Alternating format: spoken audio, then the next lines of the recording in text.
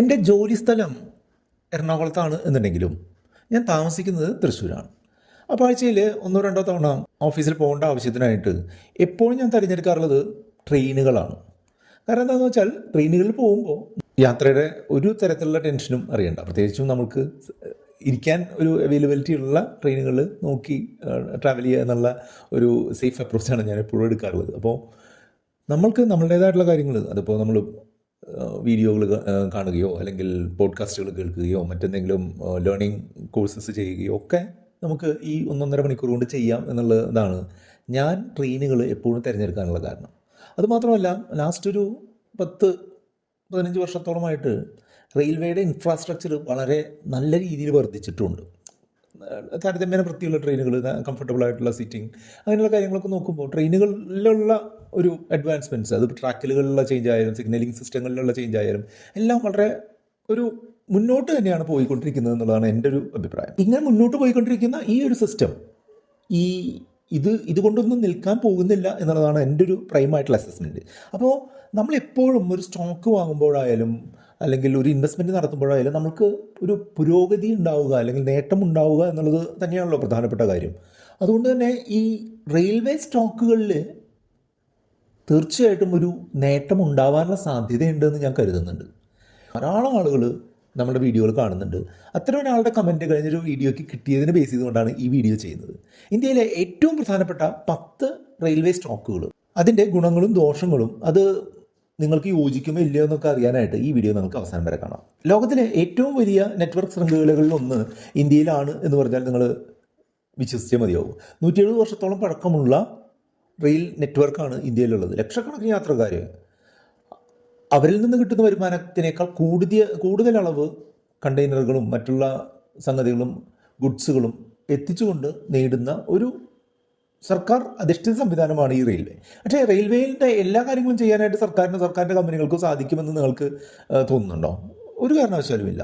റെയിൽവേയുടെ മിക്കവാറും എല്ലാ ഓപ്പറേഷൻസും അർദ്ധ സർക്കാർ രീതിയിലേക്ക് അല്ലെങ്കിൽ ഒരു പ്രൈവറ്റൈസേഷൻ രീതിയിലേക്കൊക്കെ മാറിക്കൊണ്ടിരിക്കുന്ന ഒരു സമയമാണ്. അതുകൊണ്ട് തന്നെ റെയിൽവേയുടെ സ്റ്റോക്കുകളിലും അതിൻ്റേതായിട്ടുള്ള വ്യത്യാസങ്ങൾ കാണുന്നുണ്ട്.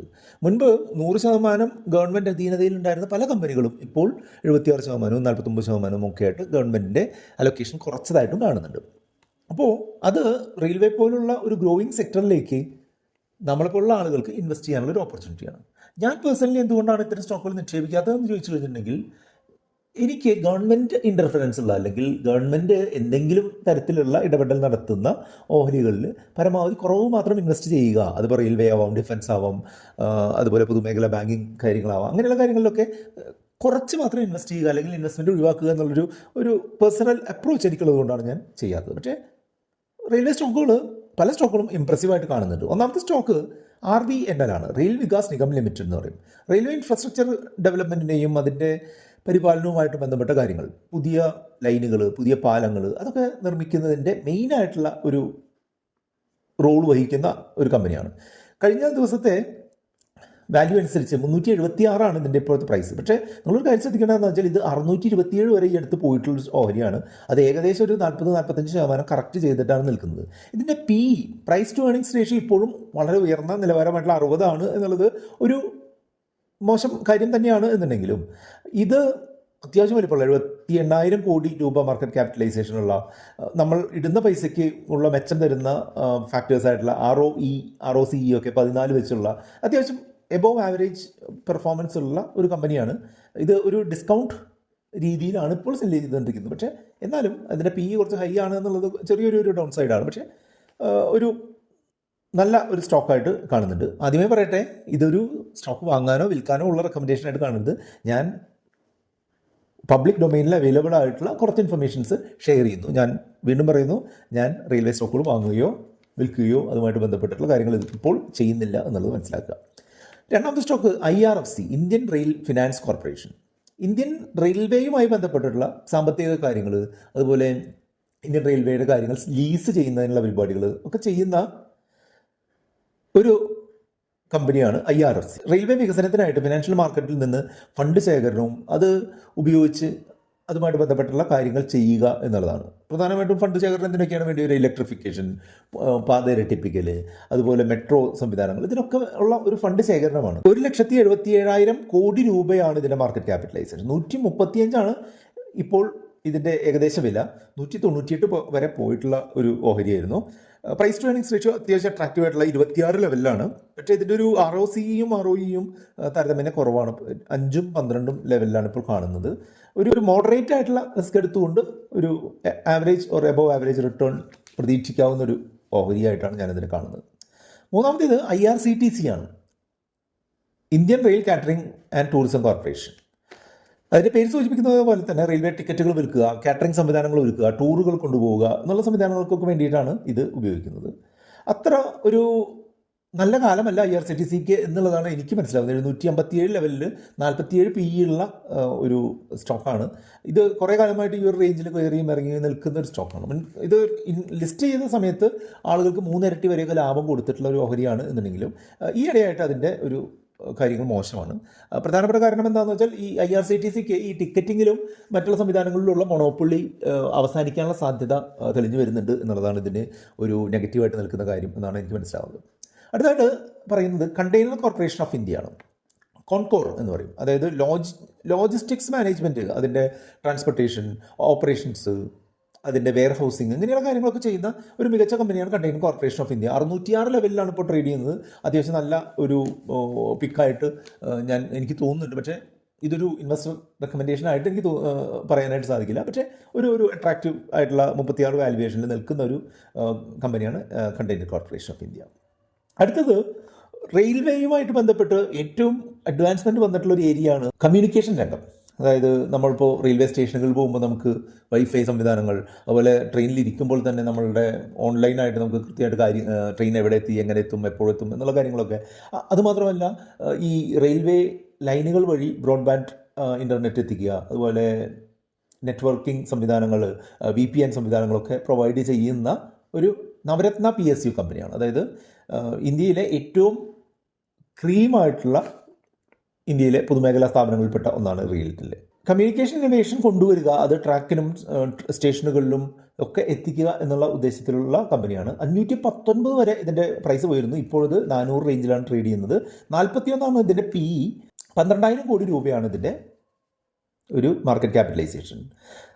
ROCയും ROEയും 21-16, യഥാക്രമം 21-ഉം 16ഉമാണ്. അത് അത്യാവശ്യം നല്ല ഒരു കമ്പനിയുടെ ലക്ഷണമാണ്. അടുത്തത് ടെക്സ്മാക്കോ റെയിലാണ്. എഞ്ചിനീയറിംഗ് ഇൻഫ്രാസ്ട്രക്ചർ പ്രോജക്റ്റുകൾ, അതുപോലെ റോളിംഗ് സ്റ്റോക്ക് നിർമ്മാണം, ഹൈഡ്രോ മെക്കാനിക്കൽ എഞ്ചിനീയറിംഗ് സംവിധാനങ്ങൾ, സ്റ്റീൽ കാസ്റ്റിംഗ്, ഇത്തരം കാര്യങ്ങളിലൊക്കെ ഫോക്കസ് ചെയ്തിട്ടുള്ള ഒരു കമ്പനിയാണ് ടെക്സ്മാക്കോ റെയിൽ. 292 രൂപ വരെ ട്രേഡ് ചെയ്തിരുന്ന ഈ സ്റ്റോക്ക് ഇപ്പോൾ 50% ഇടിഞ്ഞ് 158 ട്രേഡ് ചെയ്യുന്നത്. PE അത്യാവശ്യം അട്രാക്റ്റീവ് ആയിട്ടുള്ള ലെവലായിട്ടുള്ള 25 6,000 കോടി രൂപ ആണ് ഇതിൻ്റെ ഇപ്പോഴത്തെ മാർക്കറ്റ് ക്യാപിറ്റലൈസേഷൻ. ഇതിൻ്റെ ROCയും ROEയും ഒരു ആവറേജ് ആയിട്ടുള്ള 13-ഉം 9-ഉമാണ് യഥാക്രമം കാണിക്കുന്നത്. അടുത്തൊരു സ്റ്റോക്ക് BEML ആണ്. റെയിൽവേയുമായിട്ട് നേരിട്ടുള്ള ബന്ധം ചെറുതായിട്ടുണ്ട് എന്നുണ്ടെങ്കിൽ അവർക്ക് മറ്റുള്ള പ്രോജക്റ്റുകളും കൂടെ ഉണ്ട് എന്നുള്ളത് ആദ്യം മനസ്സിലാക്കുക. അതായത് ഹെവി എർത്ത് മൂവിങ് എക്യുപ്മെൻറ്റ്സിൻ്റെ മാനുഫാക്ചറേഴ്സാണ്. വലിയ രീതിയിലുള്ള മണ്ണ് മാറ്റൽ യന്ത്രങ്ങൾ നിർമ്മിക്കുന്ന കമ്പനിയാണ്. അപ്പോൾ സ്വാഭാവികമായിട്ടും ട്രെയിൻ ലൈനുകൾ നിർമ്മിക്കുന്നതിനൊക്കെ ആയിട്ട് ഇവരുടെ ആവശ്യങ്ങൾ വേണ്ടി വരും നമുക്ക് മനസ്സിലാക്കാമല്ലോ. 4,298 റേഞ്ചിലാണ് ഇപ്പോൾ ട്രേഡ് ചെയ്തുകൊണ്ടിരിക്കുന്നത്. 4,800 ഒക്കെയാണ്, 4,875 ഇതിൻ്റെ ഉയർന്ന വില വന്നിട്ടുള്ളത്. 61 ഇതിൻ്റെ PE കുറച്ച് ഉയർന്നിട്ടുള്ളതാണ് എന്നുള്ളത് പ്രത്യേകം സൂക്ഷിക്കുക. 17,000 കോടി രൂപ ക്യാപിറ്റലൈസേഷനുള്ള കമ്പനിയാണ്.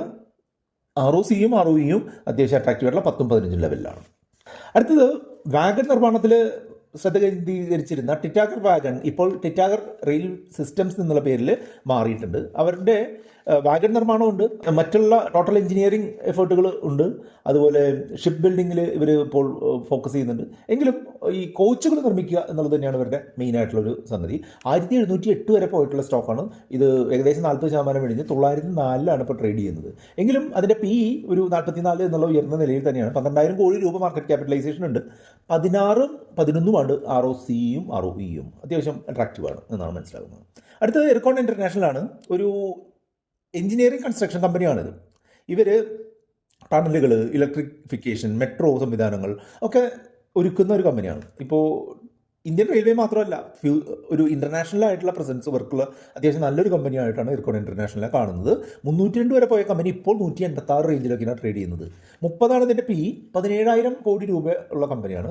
ഇതിൻ്റെ ROCയും ROEയും 12-11 റേഞ്ചിലാണ് നിൽക്കുന്നത്. അടുത്തത് റൈറ്റ്സ് ലിമിറ്റഡ് എന്ന് പറഞ്ഞിട്ടുള്ള കമ്പനിയാണ്. ഇതൊരു നവരത്ന കമ്പനിയാണ്. ഇത് ഷെഡ്യൂൾ A നവരത്ന കമ്പനിയാണ്, അതായത് മികച്ചൊരു കമ്പനി തന്നെയാണ്. കൺസ്ട്രക്ഷനും ആയിട്ട് ബന്ധപ്പെട്ടിട്ടുള്ള ഒരു കമ്പനിയാണ്. ഇവർ 274 ഇപ്പോൾ ട്രേഡ് ചെയ്തുകൊണ്ടിരിക്കുന്നത്. 386 വരെ പോയ 34 ഇപ്പോഴത്തെ PE ഉള്ള 13,000 കോടി മാർക്കറ്റ് ക്യാപിറ്റലൈസേഷൻ ഉള്ള കമ്പനിയാണ്.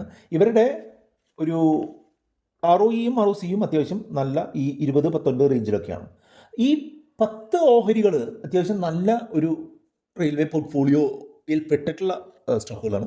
മറ്റു ചില ഓഹരികളൊക്കെ ഉണ്ട്, കൂടിയും കുറഞ്ഞുമൊക്കെ റെയിൽവേക്ക് സംവിധാനങ്ങൾ ചെയ്തുകൊണ്ടിരിക്കുന്ന മറ്റുള്ള ഓഹരികളൊക്കെ ഉണ്ട് എന്നുണ്ടെങ്കിലും എൻ്റെ നോട്ടത്തിൽ ഈ 10 ഓഹരികളാണ് റെയിൽവേ സംവിധാനങ്ങളിൽ എന്തെങ്കിലും കാര്യമായിട്ടുള്ളൊരു നേട്ടം വരുമ്പോൾ വളരെ ഉയർന്ന രീതിയിൽ മുന്നോട്ട് പോകാൻ സാധ്യതയുള്ള 10 ഓഹരികൾ. ഒരു കാരണവശാലും ഇതൊരു റെക്കമെൻഡേഷനായിട്ട് എടുക്കരുത്. ഈ റെയിൽവേ സ്റ്റോക്കുകളെ പറ്റി നിങ്ങൾക്ക് ഒരു അവയർനെസ് തരാൻ വേണ്ടി മാത്രമുള്ള വീഡിയോ ആണ്. ഞാൻ വീണ്ടും പറയട്ടെ, ഞാൻ റെയിൽവേ സ്റ്റോക്കുകൾ നിക്ഷേപിക്കുന്നില്ല. ഞാൻ ഒരു സെബി രജിസ്റ്റേർഡ് ആയിട്ടുള്ള അഡ്വൈസറുമല്ല. അതുകൊണ്ട് തന്നെ നിങ്ങളുടെ സ്വന്തമായിട്ടുള്ള ഒരു ലേണിംഗ് ഇതിന് ഉണ്ടാവണം എന്നുള്ളതാണ്. ഇതുമായിട്ട് ബന്ധപ്പെട്ടുള്ള 2 വീഡിയോകളാണ് കാണുന്നത്. കണ്ടുകൊണ്ട് നിങ്ങൾക്ക് മുന്നോട്ട് പോകാം. വീഡിയോ ലൈക്ക് ചെയ്യാനും കമൻറ്റ് ചെയ്യാനും കൂട്ടുകാരുമായിട്ട് ഷെയർ ചെയ്ത് കൊടുക്കാനൊന്നും മറക്കരുത്.